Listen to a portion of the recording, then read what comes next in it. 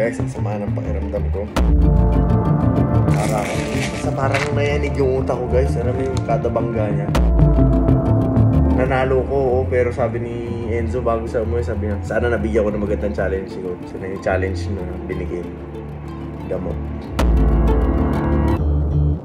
So, guys, ang sama ng pakiramdam ko.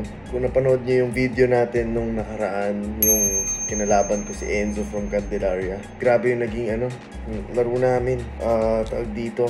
Nanalo tayo sa game, kaso lang yung kumbaga yung parang aftershock nung laro na yun. Sobrang sama ng pakiramdam ko ngayon. Sakit ng katawan ko talaga. As in, basta parang nayanig yung utak ko, guys. Alam mo yung kada bangga niya. Baka na talaga. 3, 4, 5, 1, 2, 3, 4, 5, 6. Nice. Tuwasa mo, coach!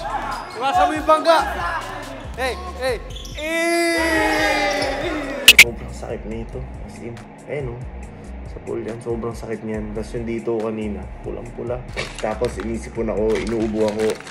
Sama nung pakiramdam ko ngayon. Pero masaya kasi ang ganda ng laban. Tsaka kumbaga nagkaroon tayo ng bagong kakilala. If ever mapunta tayo sa Quezon, meron tayong pwedeng puntahan, dayuhin. Okay naman siya overall.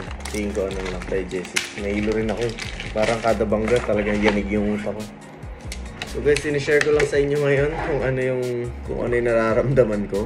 Naging resulta ng laro namin. Nung nasa game, hindi ko pa masyadong nafe-feel yun. Kasi parang adrenaline, diba?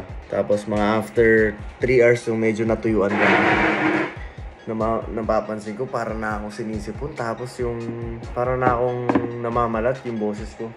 Pero muna tayo.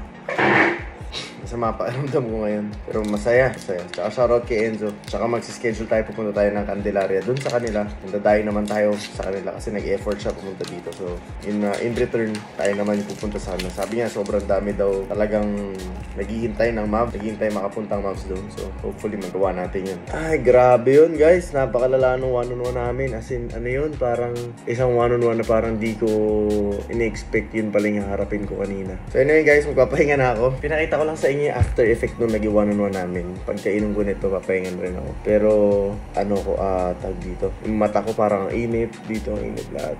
Pero, good game yan. Shoutout kay Enzo.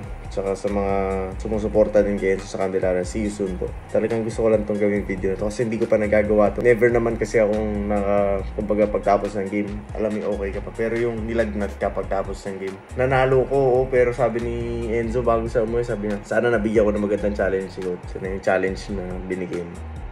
Gamot.